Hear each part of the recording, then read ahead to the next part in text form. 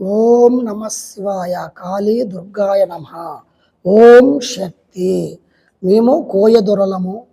మా తాతలు ముత్తాతల కానించి పెద్ద గురువులు, అఘోరా గురువులు, నాగసాధువులు, ఋషులు, పండితుల దగ్గర ఉపదేశాలు తీసుకొని విద్యని నేర్చుకుని 10 మంది జనాలకు సాయం చేయాలనుకుంటూ ఎంతోమంది కుటుంబ సమస్యలు, భార్య భర్తల్లో ఏదైనా మనశ్శాంతి లేకపోయినా, కలహాలున్నా, గొడవలున్నా వాళ్ళను గురించి మేము అమ్మవారు పూజలు చేసి వాళ్ళకున్న సమస్యలు ఎట్లాంటివో తెలుసుకొని వాళ్ళకి కావలసిన అమ్మవారి రేకులు, యంత్రాలతోటి, తాయెత్తులతోటి వాళ్ళకున్న పీడ, పిచాచి, కర్మ, గాచారం, ఏదన్నా జనాల వల్ల, బంధుమిత్రుల వల్ల రుణబాధలు ఉన్న వాళ్ళకి, మనశ్శాంతి లేని వారికి, లక్ష్మీ నిలకట లేని వారికి, అప్పులు రుణాలు ఉన్నవారికి, వ్యాపారములో వృద్ధి లేని వారికి, ఆర్థిక ఇబ్బందులతోటి మనశ్శాంతి లేకోకుండా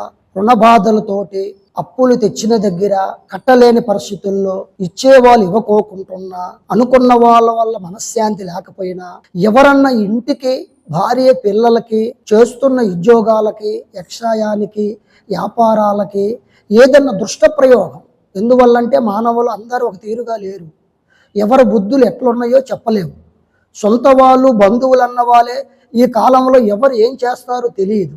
మనకు తెలియకుండా మన వెనకట కొన్ని గ్రహ బలాలు కూడా మనల్ని పీడిస్తూ, డబ్బుని పాడు చేస్తూ, రుణ బాధలని తీర్చలేక కుటుంబంలో చాలామంది మనోవేదంతో బాధపడుతున్నారు.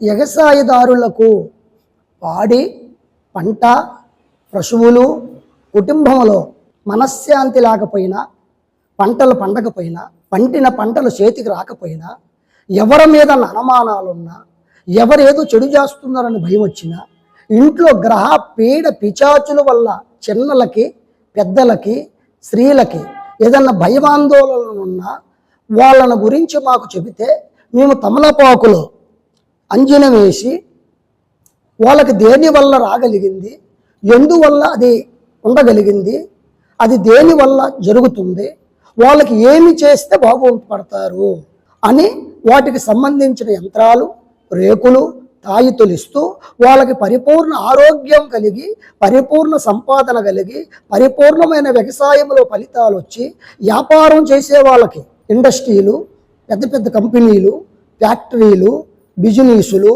రియల్ ఎస్టేట్లు, రాజకీయ నాయకులు, వాళ్ళకి ఉన్న మనోవేదనలకి, వాళ్ళకి రావలసిన ఉద్యోగాలకి, వాళ్ళకి రావలసిన ఒక డ్యూటీలకి, వాళ్ళు అనుకున్న